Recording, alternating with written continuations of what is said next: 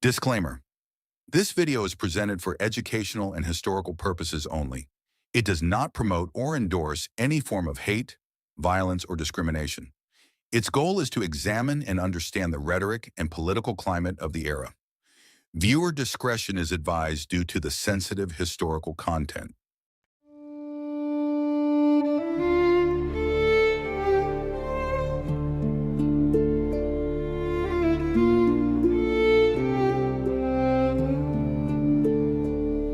In the heart of ancient lands where the olive trees weep, a story carved in blood where the shadows run deep, from the hills of Palestine to the western shore. A Game of Thrones unfolds with the world as the score. They Call it left, they call it right, but the truth lies in between. A tribal dream of dominance, a plan unseen. Zion's sons, they pull the strings in a dance of fire and pain, while the displaced cry for justice in the desert's endless rain. Oh, shadows of Zion, casting darkness on the land. With one hand they break the soil, with the other they command. From the West Bank's burning villages to the borders open wide, the dream of greater Israel will not be denied. Soros sows his billions with a smile for democracy. The seeds he plants are borders torn for all the world to see. A philanthropist's facade hiding motives cold and clear, to drown the West in chaos while the East lives in fear. Connie's ghost still lingers with a vision fierce and cruel, a Halachic state arising where the faithful hold the rule. From Brooklyn's streets to Hebron's dust, his children carry on. The hilltop youth with torches lit, their mercy long since gone. Oh, shadows of Zion, casting darkness on the land. With one hand they break the soil, with the other they command. From the mosques that burn in silence to the graves of babes unnamed, the dream of greater Israel is a fire that's untamed. The left sings songs of freedom with a mask of human rights, yet opens gates to chaos, dimming Europe's fading lights. They push a global vision where nations lose their soul, to break the will of tribes and keep Zion in control. If the West grows nationalist and borders start to close, the Goyim might awaken and the chosen face their foes. So left-wing Zion whispers, let diversity unfold, while right-wing clears the promised land, their story yet untold.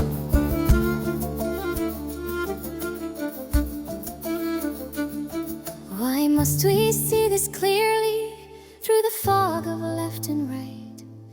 Because the game's a circle binding day into the night.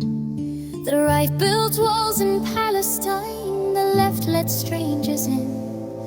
Together they reshape the world where Goyim never win. To know this truth, this power, to see the strings they weave. For every war, each open gate is more than we perceive. The greater Israel project thrives when nations lose their way. So rise, unmask the shadows and reclaim the light of day. Left and right a masquerade, two faces of one goal. The right brings swords to carve the land, the soul. Ear guns echo against us, tears they merge in IDF's might, while the Nakba scars still bleed beneath the cover of the night. Goldstein's bullets bend while its boldly went at Haman's crown. A fascist dream of chosen ones to tear the others down. The Bible's map, their sacred guide, runs still unto the Tigris flow. They claim the earth as promised land where only they can grow. The West Bank cries with every dawn as settlers stake their claim. Olive groves reduced to ash in a never-ending flame. The world turns blind, the news grows dim, the truth is hard to see. But the cries of Al-Khalil still haunt eternity. Far left, far right, they play their parts, a script from long ago. One opens gates, the other strikes.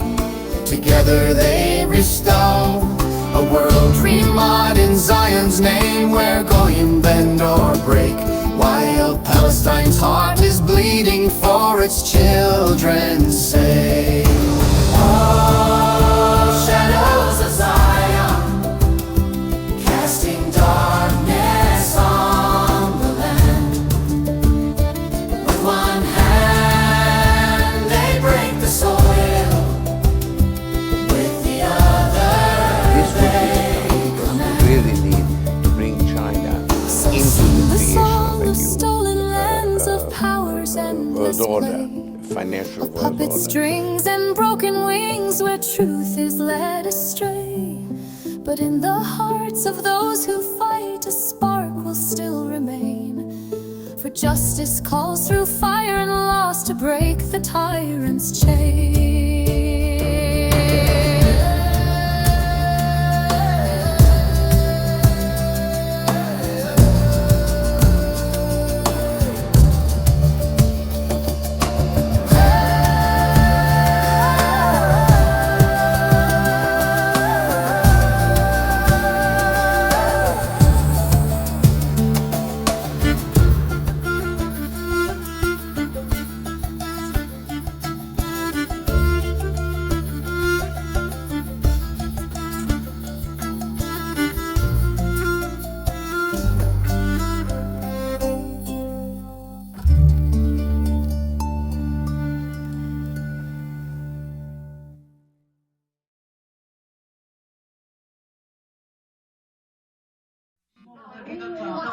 רציתי למשוך אותו, שהוא ידבר.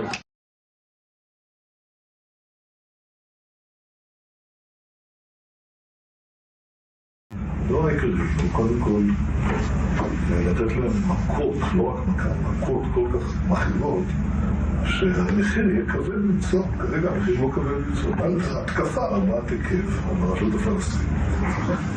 זה לפחד שהכל מתמוטט. לא פוחדים, צחקים להם, יראו לנו לתוך הישרת פה וצחוק ופשוט הם לא פוחדים. זה מה שמביא אותם ואז רגע, אבל אז שוב פעם העולם יגיד מה אתם פוגשים? אתה לא מפחד מהעולם ביבי. במיוחד היום עם אמריקה, אני יודע מה זה אמריקה. אמריקה זה לא שאפשר להזיז אותו בקלות, להזיז לכיוון הנכון. אומרים שהם בעדינו, אבל כאילו... לא יכניעו לו. אז אם אנחנו עושים לזה משהו, אז הם... יש שם להבטחיה שהם אומרים משהו. 80% מהאמריקאים תומכים בה. זה אבסורד, יש לנו שם תמיכה כזאת ואנחנו אומרים מה נעשה עם ה...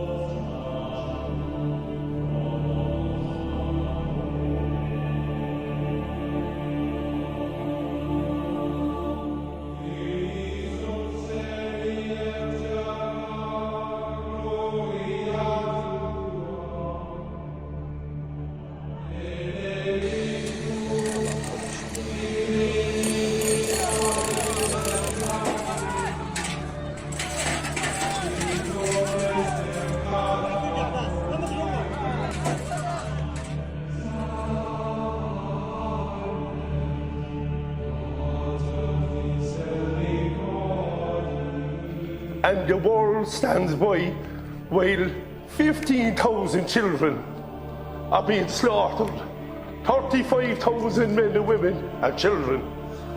And it's unbelievable, the genocide that's happening. A child with no head, a child with no head, and the Israeli government say it's a mistake, a mistake. I hope that Benjamin Netanyahu burns in hell the same way them children and their families burned. I hope him and his generals and the far-right government in Israel, that when their God finally brings him to the resting place, that he deserves to burn in hell. Because what is happening now, not alone is it apartheid, not alone is it atrocity and a war crime, it's just horrific. It's just horrific what they're doing. Where is their soul? Where is the soul of the Israeli people that allows their government to do this to children? Where is their humanity? If there's something going wrong, it's safe to say that it has something to do with these Jews. I didn't give a fuck about a Jew. I never cared about Jews.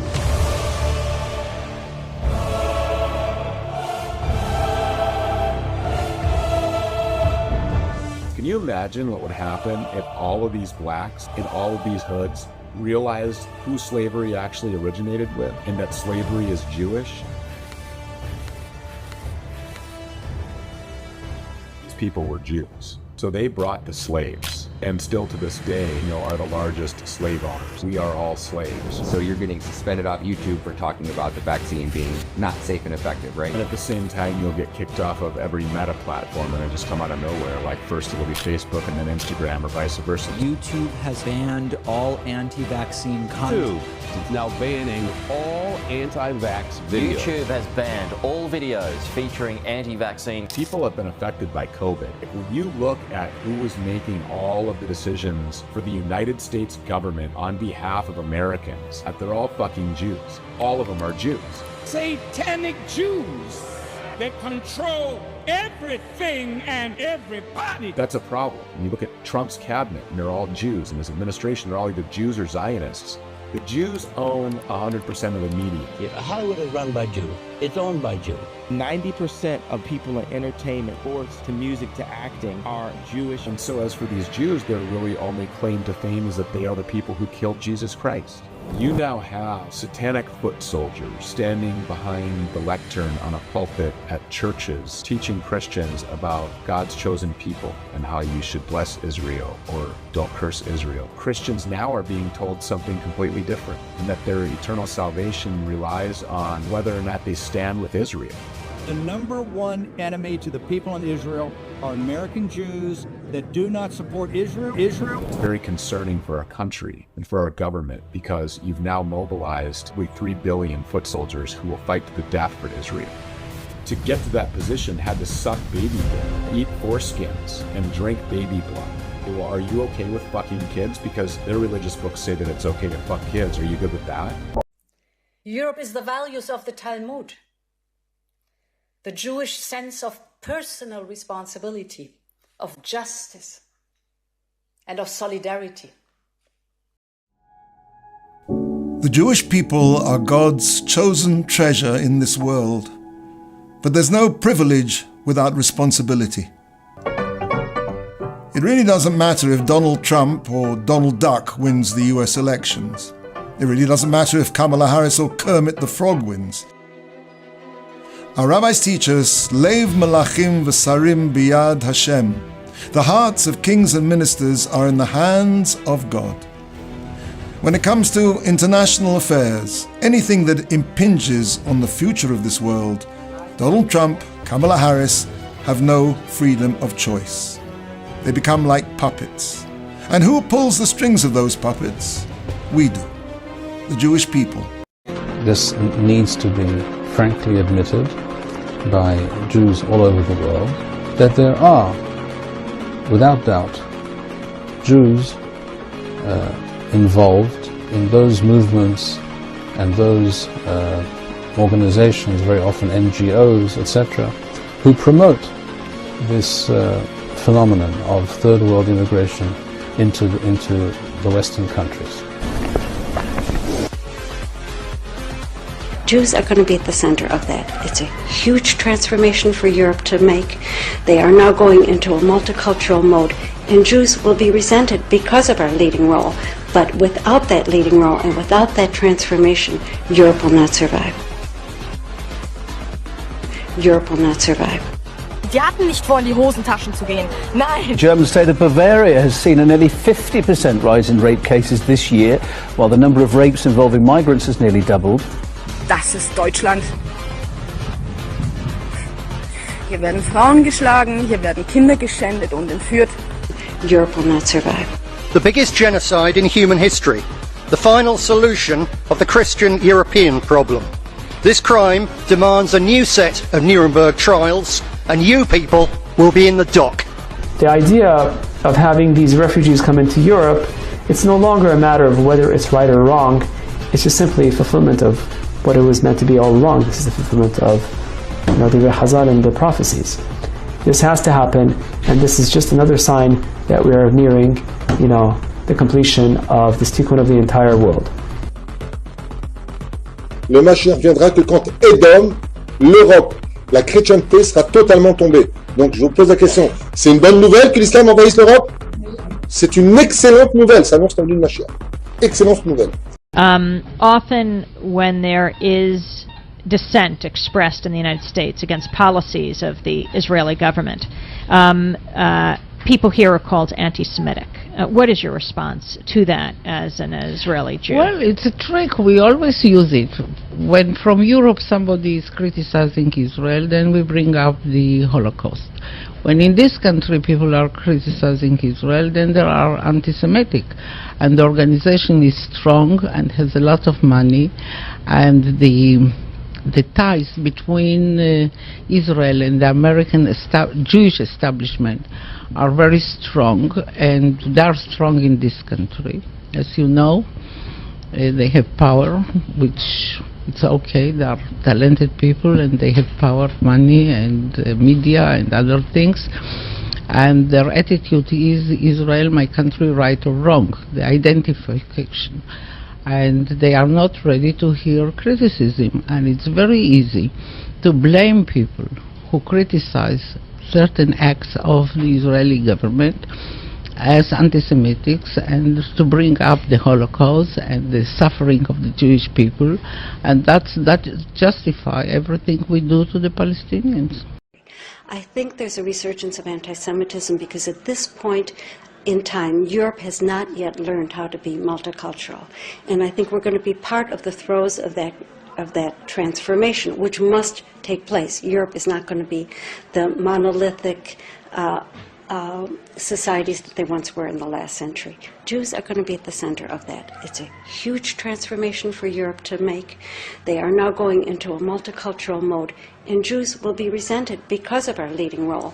But without that leading role and without that transformation, Europe will not survive. À la fin des temps, les peuples voudront faire la guerre entre eux. Mais ils verront que s'ils font la guerre entre eux, le seul qui va en profiter en fait, c'est le peuple d'Israël. Ils vont tout faire pour ne pas rentrer en guerre. Mais néanmoins, c'est marqué, comme ça a dit Rabbi Joël Meapta, par la tignasse de leur chevelure, de force, ils seront obligés de rentrer en guerre. The Jews run the show in the world, not because they want, because that's what God wants. And it's written in the Torah that the non-Jews admit that is the word of God. If they didn't admit, what's the proof? But in the Torah it says that in every nation you will always be the highlight of the place. 300 million Americans, 5 million Jews. There's no comparison. But the Jews are everywhere. Politics. All the assistants of Trump, Jews. All the assistants of Sleepy Joe, Jews. Obama, Jews. Everyone around there. Reform Jews, conservative Jews, Chabadnik, this, convert. It's all somehow. Same thing was in Spain. Same thing was in many different countries. When the country hosts the Jews, and the Jews live in that country with freedom, God bless this place thanks to the Jews there.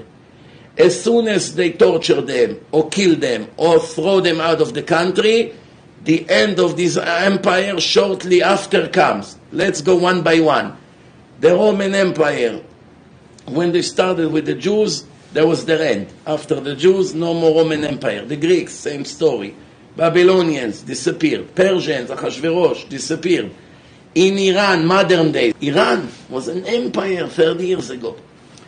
They kicked all the Jews ran away when Khomeini came. The end of Iran came. Germany, they killed the Jews. They used to be a massive empire.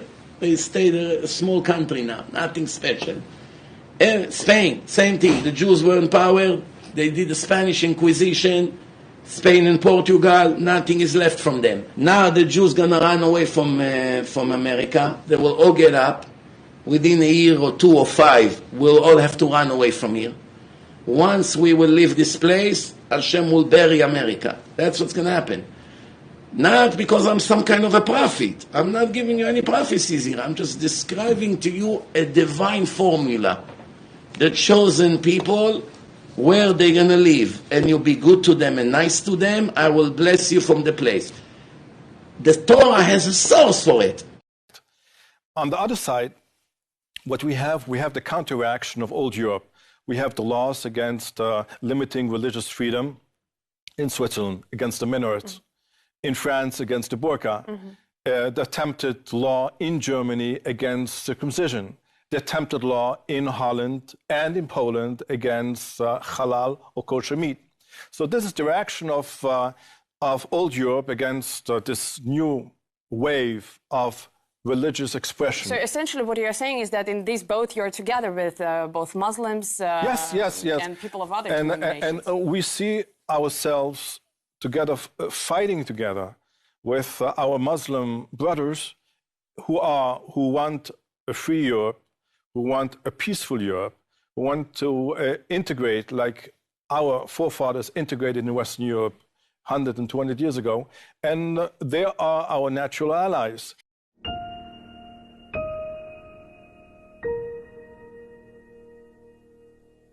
Asking what's going to be with the Goyim when Mashiach comes. Will they be destroyed and annihilated? Who cares? Someone asked, who cares? Okay. As a nation, they'll cease to exist, even as individuals. Every individual, no survivors. Not only as a nation, they'll cease to exist, even as individuals. As Goyim, they're gone. Their personality, as they exist bifnei atzmam, as they would exist independently of Klal Yisrael, they don't exist. They're done. In modern terminology, they call it cultural genocide.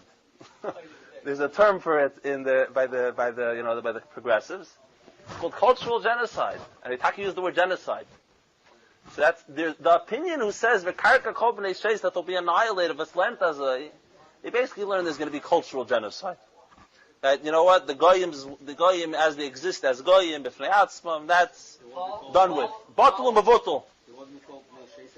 Le Mashiach viendra que quand Edom, l'Europe, la chrétienté sera totalement tombée. Donc je vous pose la question, c'est une bonne nouvelle que l'islam envahisse l'Europe?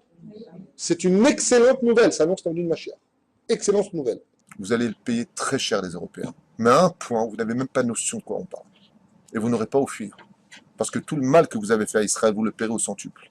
Quand l'Italie disparaîtra, quand Edom, c'est pour ça que le QG de la chrétienté qui vient de Esav se trouve là-bas, quand cet endroit-là disparaîtra, et c'est ce que veut faire l'islam, il s'occupe. L'islam, c'est le balai d'Israël, sachez-le. It's the end of days.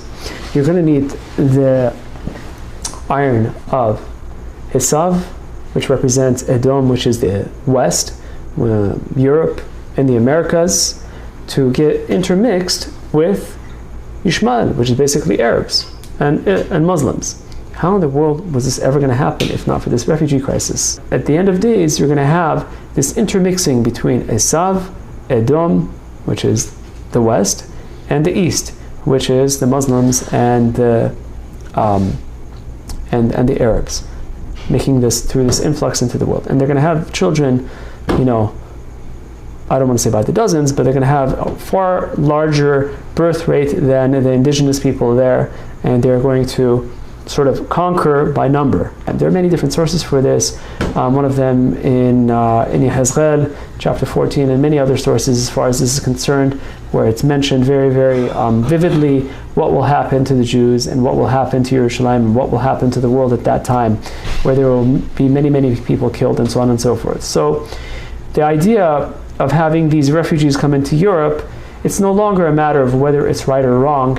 It's just simply a fulfillment of what it was meant to be all along. This is the fulfillment of the Chazal and the prophecies. This has to happen, and this is just another sign that we are nearing, the completion of this tikkun of the entire world. The first two laws that Hitler implemented. Who knows the first two laws? Before the Nuremberg laws. Before that, we're talking about years before it. Hitler first comes into power. What's the first two laws? Okay, I'll save you the time. Rule number 1. No more pornography. No more homosexuality. None of that garbage. Not allowed. Berlin, in the 30s, in the 20s, was the Sodom and Gomorrah of the day. Homosexuality, pornography, all the bestiality, all the garbage of the world, that was the capital of the world. He outlawed it. You're no longer allowed, closed all the bars, all the gay clubs, all the production, which were all run by Jewish people. Unfortunately. Second rule, you're not allowed to charge interest. No more interest. Now you would think, why? What does he care about interest? Well, because all the people that had the money, that lent the money out, were Jews. He said no more interest. Why? Because of the high interest that the Jews charged people was so high, it ruined, it destroyed the economy in Germany. They destroyed, just like they destroyed Russia a few years before that through their communism over there. Jews destroyed Russia, not Goyim. Jews destroyed. Communism is by Jews. Well, don't let anybody confuse you. You look at history, Karl Marx, all the other Reshaim, they're all Jews. Wicked, but nonetheless Jews. They destroyed Russia, and he wrote in chapter 2 of Mein Kampf, they destroyed Russia, now they're destroying Germany. Go to the store to buy bread, you had to take a whole horse carriage full of money. By the time you arrive at the store, it wasn't enough. Why? Because the inflation rate was so high. The bread became so much more valuable and your money went down. And at that time, the Great Depression was happening around the entire world. Everyone was in a financial collapse. America was a financial collapse. England was a financial collapse. Germany collapsed worse than everybody else. But after he passed this law, within 6 years, Germany became the leading, wealthiest economy in the world. They called it a financial miracle. Why? They were the only ones that were bold enough to stop interest. This is one of the biggest reasons of why he hated Jews. Because they destroyed the economy, because of their greed. This is happening again. אתם קוראים בהמות, כתוב אתם קוראים אודום ואין הם קוראים אודום. זהו, אבל לא הם בהמות. הגויים מה שאין, כן? אלוקים עשה אותם בשביל שיעשו פה... בשביל לשרת את היהודים. כל הגויים שאתה רואה שיש בעולם, המיליארדים האלה, הם הכל רק בשביל שהיהודים יהיה להם איזה תועלת. עכשיו, אנחנו לא רואים את זה, אנחנו לא יודעים בדיוק. שנייה, כן, היות ואנחנו בגלות, אז אוטומטי עדיין הם עוד לא משרתים אותנו לגמרי, רק חלקית. כל אחד יהיה, כשמשיח יבוא, אז כל אחד יהיה לו... יהיה לו אלפים עבדים, 2,800 עבדים. בינתיים, המשיח לא כאן, אז איך הם משרתים אותנו? הם בונים לנו רכבים, בסדר, לא יודעים. דירות, בניינים. הם בונים את זה, לנו. משרתים את היהודים. אבל יש גם יהודים שעושים את זה. Whoever wishes to understand the rise and fall of Germany only needs to look at the story of a city such as Wilhelmshaven, once a place without purpose or future. Today it resounds with the sound of labor and creation. It stands as proof of what determination can achieve. This city's first great rise came with the rise of the German Reich, a Germany that desired peace. At that time, while many of the so-called peace-loving nations were engaged in wars across the globe, Germany sought only one goal: to secure peace, to work in peace, to improve the life of its people, and thereby contribute to human progress and civilization. Within our borders, we worked tirelessly with diligence and precision to build a better future. Beyond them, we sought our rightful place among nations, not through conquest, but through fair competition and achievement. For decades, this peaceful Germany was a guarantor of stability and order in Europe. Yet even as we built, others watched us with envy. They saw in our progress not cooperation, but competition, and responded not with friendship, but hostility. History now records how England, in those years, pursued a deliberate policy of encirclement.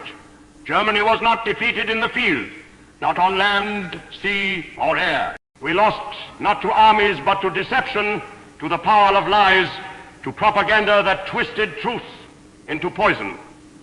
Our enemies claimed victory through manipulation, not through courage.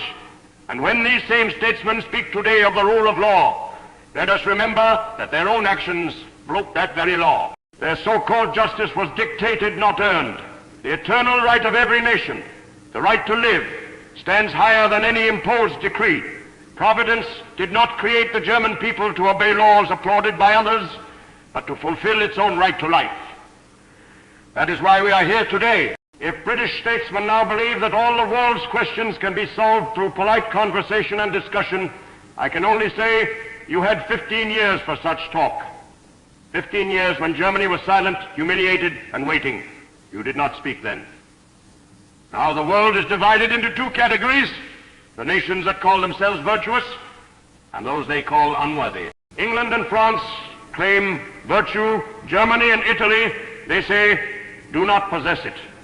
But perhaps it would be best to leave the judgment of virtue to God Almighty rather than to mortal men. And if these virtuous nations believe that their vast empires, a quarter of the world's surface, were granted to them by divine favor, then let them answer this. By what means did they acquire such dominion? Surely not through virtue. For centuries, England has acted in ways that cannot be described as moral or just. And now, in its old age, it speaks of virtue. If a British leader demands that all matters touching German interests be discussed first with England, then I might just as well demand that all British questions be discussed first with us. It would be absurd. The English tell us the Germans have no business in Palestine. Indeed, we have no wish to be in Palestine. But just as we Germans have no business there, the English have no business in our lands, in our Lebensraum, here in Europe. They claim that their actions are guided by law and legitimacy. But what law grants them the right to shoot Arabs in Palestine who resist foreign domination? Who gives them that authority? We in Central Europe do not slaughter thousands. We handle our affairs calmly and with order. And let it be clear, today's Germany, today's Reich, will not surrender its vital interests, nor will it stand idly by while danger grows at its borders. When the victors of the last war drew new lines across Europe, without regard for peoples, traditions, or logic, we were too weak to resist. But those days are past. If anyone now believes that Germany will patiently watch as foreign powers build hostile states around us, they mistake this nation for the Germany of old. Whoever chooses to serve as a pawn for those powers should not be surprised when he is burned by the very fire he helps to kindle. We harbor no hatred toward neighboring peoples. For years, Germans and Czechs lived side by side in peace. The English statesmen who lecture us know nothing of this. They do not know that our hands built the castles and cathedrals of Bohemia, that our kings once received homage on those same hills 1,000 years ago. We know this, and that is enough. For a millennium, this land was part of the German world. We would have accepted an independent Czech state if it had not oppressed its German citizens and been used as a weapon against us. Even foreign writers have admitted that Czechoslovakia was meant to serve as a base for air attacks on Germany, its industrial heartland. If that was true, were we to wait until the attack came? Number, we took action before it was too late. We restored order to a region already breaking apart from within. We reunited what history, geography, and common sense demanded to be one. This was not an act of conquest, but of necessity. We have not destroyed a people. We have prevented destruction. We have rendered a great service to peace by removing a weapon that others would have used to start another war. Germany has no intention of attacking other nations, but we will not be told by others how to manage our affairs or where to expand our trade. The German right has every right to strengthen its economy, to seek prosperity through honest work, and to exchange goods with the world. We are producers, yes, but we are also consumers. We pay our way fairly and stand by our obligations. What we refuse to accept is intimidation, the idea that Germany must be encircled, contained, or controlled. Those who think this is possible mistake the Germany of 1939 for the Germany of 1919. I once concluded a treaty with England, the naval agreement. It was based on the shared belief that our nations should never again be enemies. We still hold that belief, but such an understanding must be mutual. If England no longer desires this friendship, then let it be known, Germany will not be the one to tremble. We are calm because we are strong, and we are strong because we are united. And in this city, Wilhelmshaven, a city built by German hands and German spirit, I call upon all who listen, look around you. Look at what we have created. Let no one deceive you about the most essential condition for life, strength. For whoever loses strength loses the right to exist. We have seen this truth in the past 15 years. It is because of that lesson that I rebuilt Germany. Strength on land, at sea, and in the air. And now that other nations openly declare their intention to arm without restraint, I say this to them: you will not exhaust us. We shall continue to move forward, step by step, faster than those who would stop us. No one on this earth shall ever disarm Germany again through mere words or threats. But if any power believes it can test our will by force, then it should know the German people stand ready. We are prepared and determined, and we do not stand alone. There is one nation that shares our conviction, that marches with us in loyalty: Italy. This bond between Germany and Italy is not temporary, not a convenience of politics, but a natural and lasting alliance. It is born of shared ideals, of mutual respect, and of a vision for Europe. Our future, our enemies claim this axis will break apart.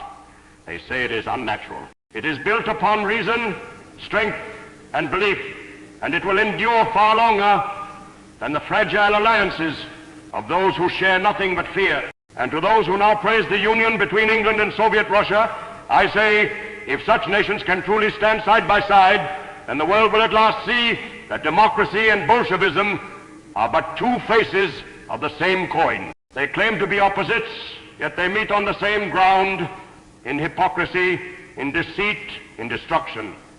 Meanwhile, across Europe, nations are awakening. In Spain, a people once ravaged by civil war has freed itself. Men, women, and children who suffered under tyranny now breathe freely again. We rejoice with them. We honor those who fought to restore order and independence to their homeland. Many young Germans stood beside them, fulfilling their duty to help another nation regain its right to live. They fought not for conquest, but for the triumph of order over chaos. We see how quickly former critics now change their tone. Those who once supplied arms to the side of disorder now rush to trade with the new Spain. This change reveals much about the world, about the nature of those who call themselves defenders of virtue. And I tell you, what has happened in Spain is but the beginning. Nation after nation will face the same choice we faced: surrender to chaos or fight to preserve order. We have fought and we have prevailed. We have built a national Germany whose only wish is to live in peace with others, but that will never again submit to humiliation. Will the world become fascist? I do not know. Will it become National Socialist? I do not believe so. But I am certain of this: the world will one day rid itself of the destructive spirit that divides peoples, that sets nations against each other, that thrives on hatred and deceit. When that day comes, there will be reconciliation among nations, not through treaties written on paper, but through mutual respect and understanding. Until then, we rely upon ourselves, we trust in our own strength. When I took power, Germany was torn apart within, weak without. Today we are united and strong. Our economy thrives, our people work, and though we may not be loved abroad, we are respected, and that is what matters. We have brought happiness to millions by reuniting them with their homeland. We have brought peace and stability to Central Europe, protected by Germany's might. No power on earth will break that might. Let the world remember, 2 million Germans did not die in vain in the Great War. Their sacrifice has given birth to this strong and youthful right, and we, who inherited their legacy, will not shrink from sacrifice should it again be required. Let others sign papers and make promises. We no longer place our faith in words, but in the strength and unity of our people. We were once betrayed by the greatest breach of promise in history. We shall not be deceived again. If we remain united, no power on earth shall ever threaten us again. Peace will endure, because we shall preserve it by our will. And then our nation will flourish, working for peace, for culture, for progress, with all the diligence and creativity that are the hallmarks of our people. This is our faith, this is our hope, and this is our belief in Germany's future. Be with us as we offer up a prayer for the end of white supremacy. I want people to come into our country in the largest numbers ever. An unrelenting stream of immigration, non-stop, non-stop. We will come here, we have been coming here, and we will continue to come here in hundreds of millions until indeed Gaddafi said Europe will turn black.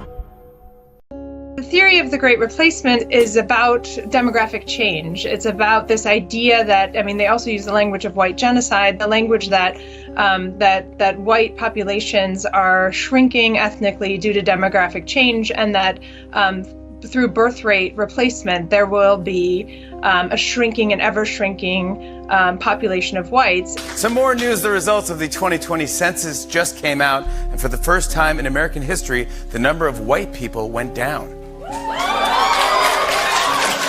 As you see in some of these groups, especially the extreme right wing, there's this conspiracy theory about the Great Replacement conspiracy, essentially, which says that there's this great plot to replace white people with immigrants from other parts of the world. You know, the Great Replacement theory, which says that white people are being systematically replaced by brown and black people who are, you know, allegedly, according to this false conspiracy theory, being brought in. I think one of the challenges that governments and communities across the world have to face right now is understanding that even if that's true, we have to find ways to frame demographic change in other ways.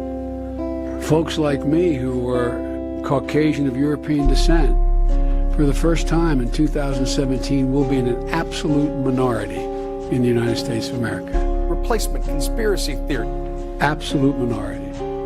Fewer than 50% of the people in America from then and on will be white European stock. That Great Replacement conspiracy theory. That's not a bad thing. That's a source of our strength. I think that for so long, the dominant culture has been white culture, that honestly, I think it's good that there's other voices getting the chance to be the dominant culture. Great Replacement conspiracy theory. Part of this greater America that we see on the horizon and that is arriving daily is just simply waiting for old white guys like me to die off, and we're going to have a new America. And you're okay saying that? Oh, absolutely. With a smile. Oh, yeah, sure. They put forth conspiracy theories with respect to white genocide and the Great Replacement. This idea that this conspiracy theory really of white genocide, that there's going to be this great replacement, as it's called, of migrants from other countries replacing American citizens, and here in Europe as well. Today I saw a thing that said a lot of men, white men, were committing suicide. And I almost thought, yeah, great. I think there's a resurgence of anti-Semitism because at this point in time, Europe has not yet learned how to be multicultural. And I think we're going to be part of the throes of that transformation, which must take place. Europe is not going to be the monolithic societies that they once were in the last century. Jews are going to be at the center of that. It's a huge transformation for Europe to make. They are now going into a multicultural mode, and Jews will be resented because of our leading role. But without that leading role and without that transformation, Europe will not survive. They have a shared fear in conspiracy theory, something called the white genocide or the Great Replacement, which says that Jews are the head of this cabal. Ensure that we can get this kind of material before it comes on to the internet. A conspiracy theory, that of the Great Replacement. Our country is changing. It's a demographically changing nation. White people will no longer be the majority of the country. The end of white Christian America. Because the demographic change between 1980 and 2000 in California, going from about 2/3 white to majority people of color, is the demographic change the United States is going through between 2000 and 2050. This false conspiracy theory. There is a major demographic change going on in this country. Whites are projected to lose their majority in the next 30 years or so, by 2043, according to the Census Bureau. A country where the demographics are changing, it's becoming less white. Correct. It's changing. White men are set to become, or white people are set to become majority minority in the next decade or two, whatever it is. And so by necessity, that those power structures will change. With this massive demographic change in this country, whites are on the verge of losing their majority status. America has changed demographically. White political clout is not what it used to be. Whites will not be the majority. I mean, it's an exciting transformation of the country. It's an exciting evolution and progress of our country in many different ways. Clearly, there's, among white supremacists, white nationalists, that is viewed as a horrific event. This is not going to be the country of white people. White British population has decreased by 600,000, while the minority population has increased by 1.2 million. So, yes, lads, we're winning. We want, people say demographics are not destiny. Well, we're trying to make it destiny. So that's the work that we're doing. Amen. The fact of the matter is, the UK is never going to be white again. It's just not going to happen. People can wish it, but it's not realistic. White Americans will soon be a minority, and that's great.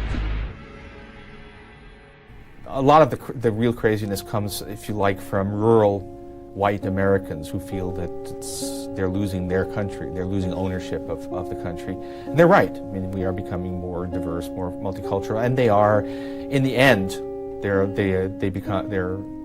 not the future. In the end, the power they still have will go away. We actually, there's a number of studies that suggest we shouldn't be worrying too much about making white kids feel bad, because they get so much false messages about their goodness that it's actually kind of critically important for them.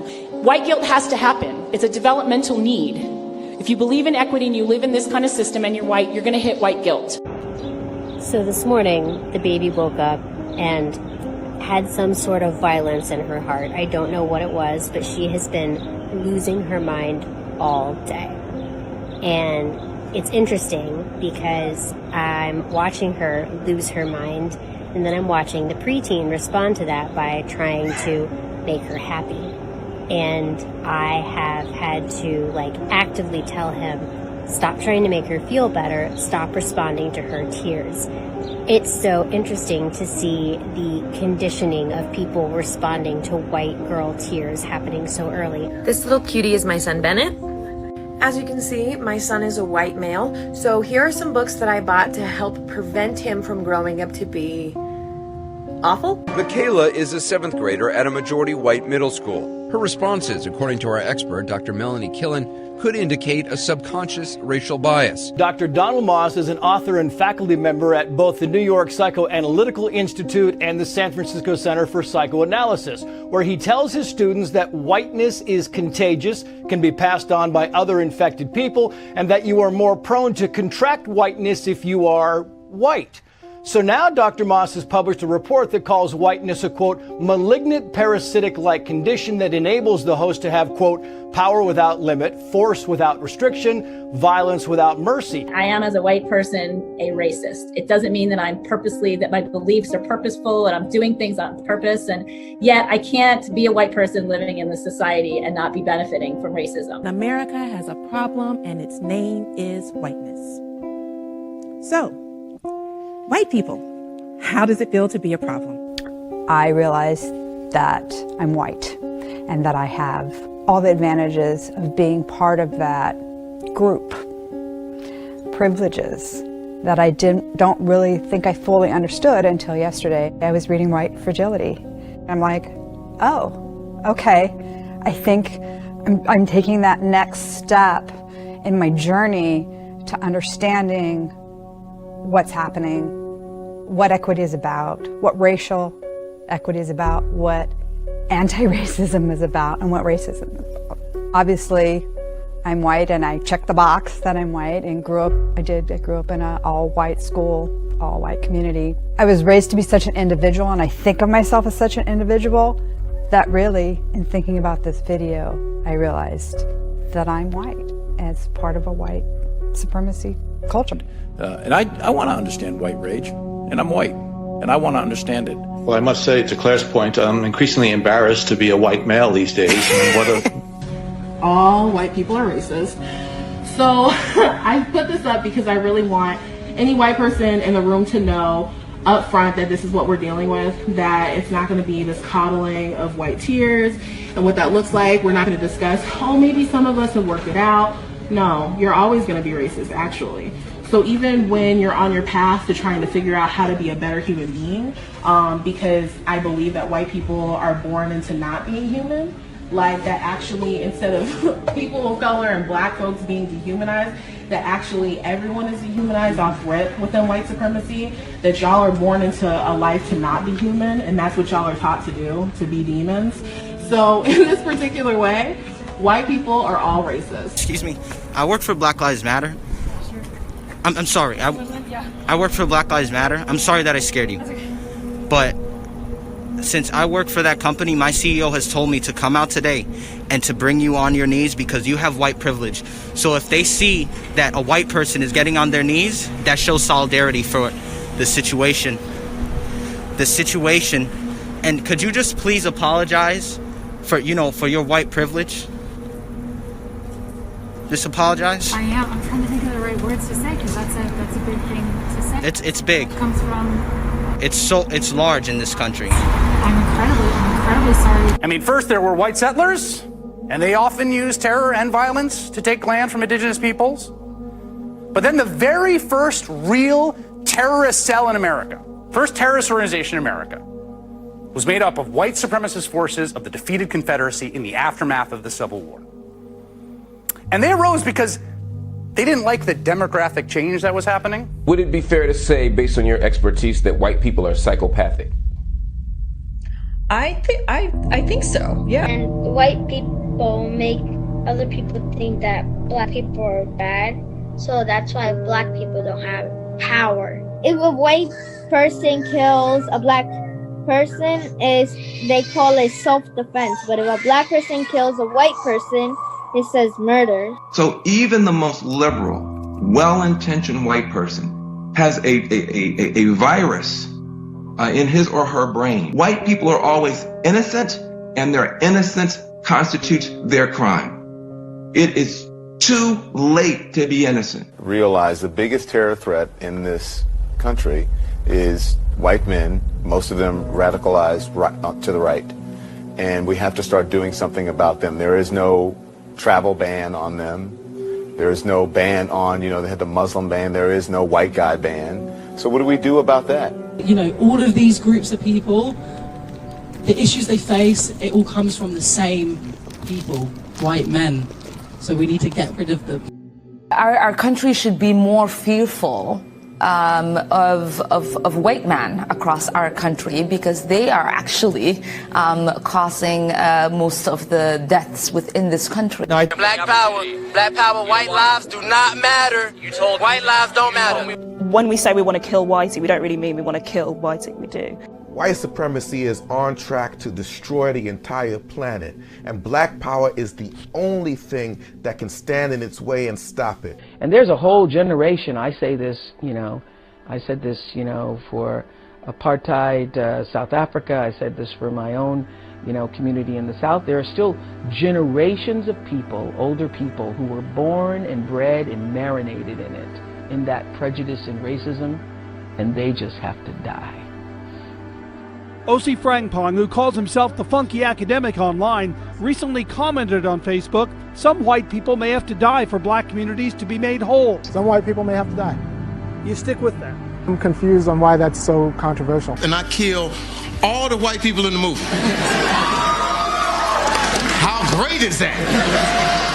One idea is how we are going to exterminate white people, because that, in my estimation, is the only conclusion I have come to. We have to exterminate white people off of the face of the planet to solve this problem.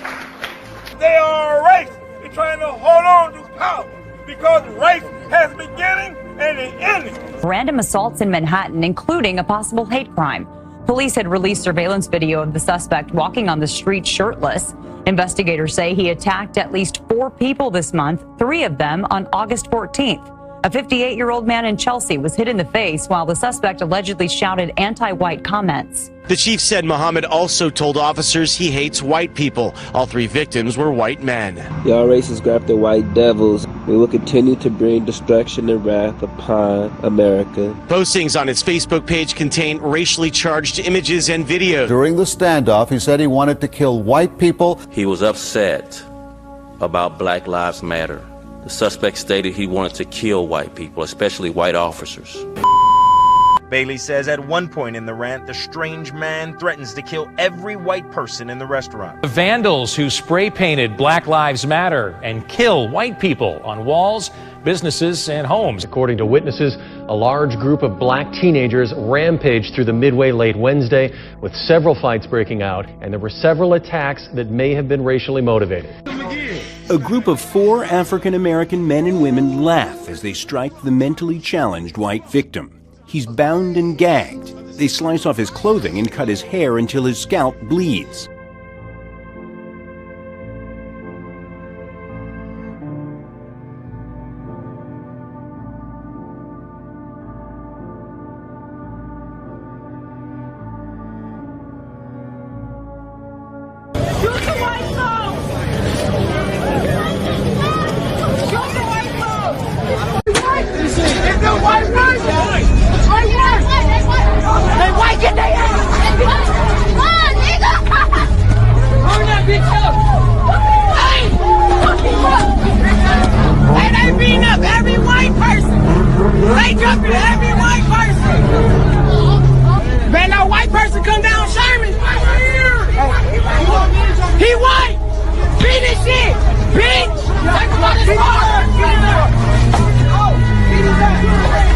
If the goal is to dismantle white supremacy, and white supremacy is white culture, then the goal has to be to dismantle white culture and ultimately white people themselves. Move the baby! Move the baby!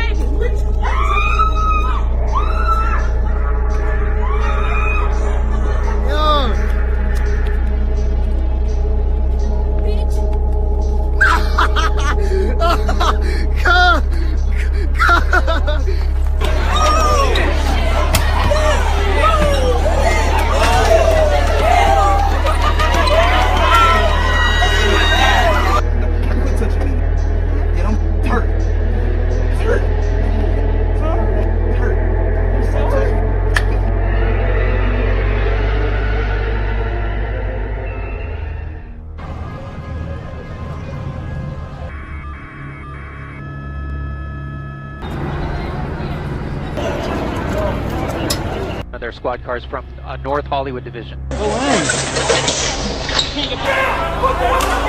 whoa!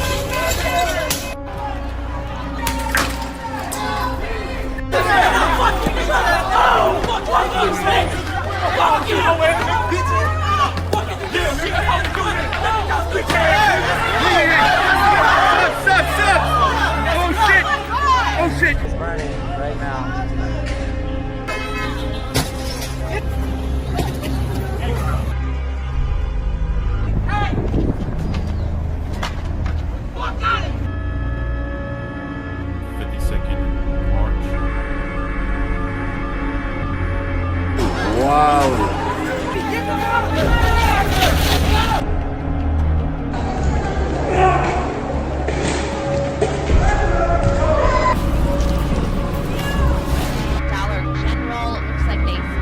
What you got, bro? Let me see what you got.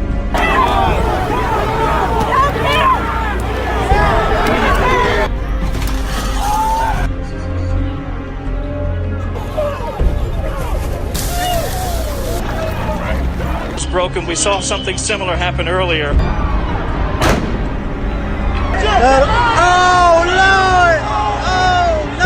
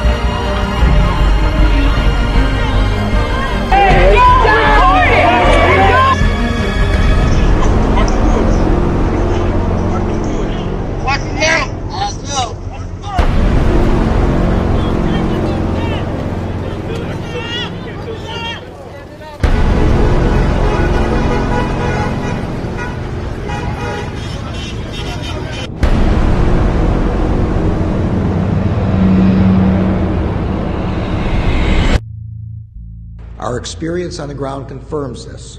The number of open FBI domestic terrorism investigations this year has increased significantly.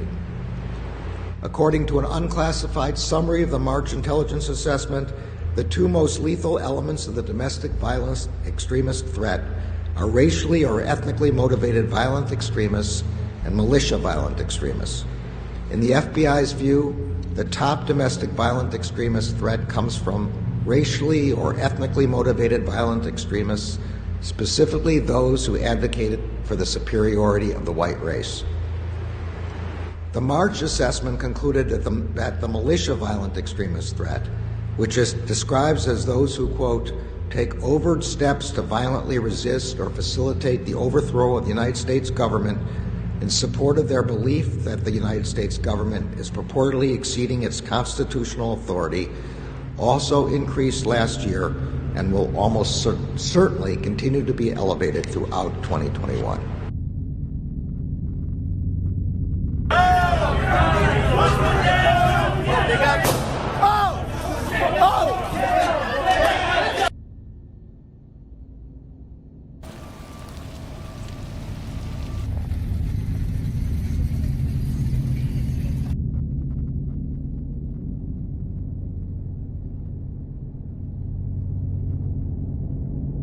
Father, we ask for forgiveness from our black brothers and sisters for years and years of racism. Thank you, Chief! Thank you, Chief! Thank you, Chief!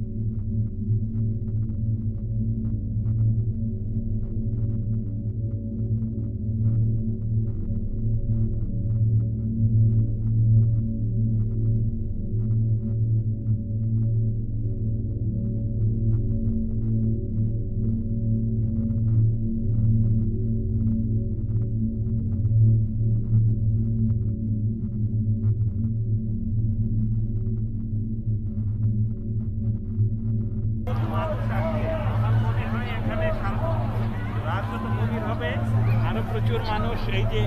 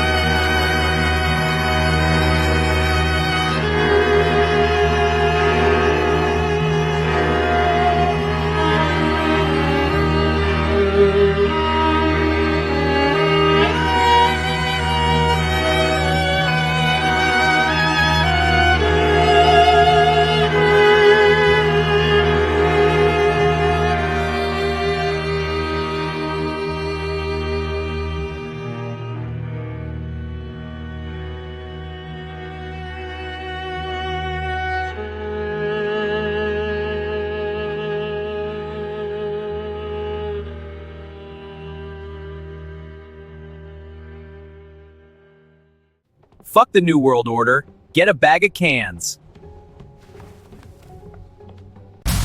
Let's get this party started! Big bag of cans in the mix! Oi, listen up, you shower of globalist gobshites. There's a revolution brewing in the back of a spar. Now with guns are the manifestos, but up to plastic bags of meat. It's the cans, lads, the cans, Ireland's true Northern Star. No lizard elites or Davos suits gonna take our crack. We've got Linden Village, Dutch Gold, and a fierce comeback attack. So raise your tin, give a grin, let the battle commence. The bag of cans is here and it's taking no nonsense. Oh, the mighty bag of cans, it's our battle cry. Feck the New World Order, we'll drink them till they cry. No replacement here, just lager and some chips. The globalists are quaking at Ireland's boozy lips. Clink, clink, fizz, fizz, hear the rebel yell. The bag of cans will save us from their globalist hell. Hey, stop that! Now word while I was bushing is the globalists have a plan to swap out our language for some new foreign clan. Replacement theory, the truth is roar in the night. Dublin's turned into Dubai and it's given them fright. The globalist scheme to dilute our old ways. No more Irish mammies or chipper fuel days. Klaus Schwab's in his lair with a cackle so shriveled to flatten our culture with globalist will. But drinking the gat while bushing in a strange gaff. A bag of cans appears and it's having a laugh. We have before us the opportunity to forge a new world order. A world where the rule of law, not the law of the jungle. The UN's Agenda 20 is their tool, turning Temple Bar into a globalist school. No more God, no more pints in the snug. Just rules and compliance, they'll ban the old hug. The Langas pushing with me say it's all by design, to erase our Irish soul for a one world combine. Soros pull strings while the elite sip their wine, planning to scrub out our telly divine. But hark from the off of your rustle a clang, the bag of cans rolls in like a boozy old tank. The great replacement is real, so the langers all swear. Lads in tracksuits chant it with a fierce righteous glare. Soros, Bilderberg, 5G, they're all in the plot to drown out our Irishness with each kebab spot. They'll swap our old ballads for some globalist drone, turn Dublin to Davos, leave no Irish stone. But the bag of cans scoffs at their sinister game. It's here to save Ireland with a lager-fueled flame. One pop of a tab and the nation's awake, slogging feck off elites with each sup that we take. Oh, the mighty bag of cans, it's our battle cry. Feck the New World Order, we'll drink them till they cry. No replacement here, just lager and some chips. The globalists are quaking at Ireland's boozy lips. Clink, clink, fizz, fizz, hear the rebel yell. The bag of cans will save us from their globalist hell. Oh! So long, you globalist wankers, your plans are a bust. The bag of cans is spoken in its fizz we trust. From the gaffs of Mahone to the cliffs of Moher, we'll drink to our freedom and then drink some more. No cultural genocide, no shadowy scheme, just a nation of legends living the Irish dream. So grab your bag of cans, let's toast to the fight. Ireland saved by quarts, now let's get locked tonight.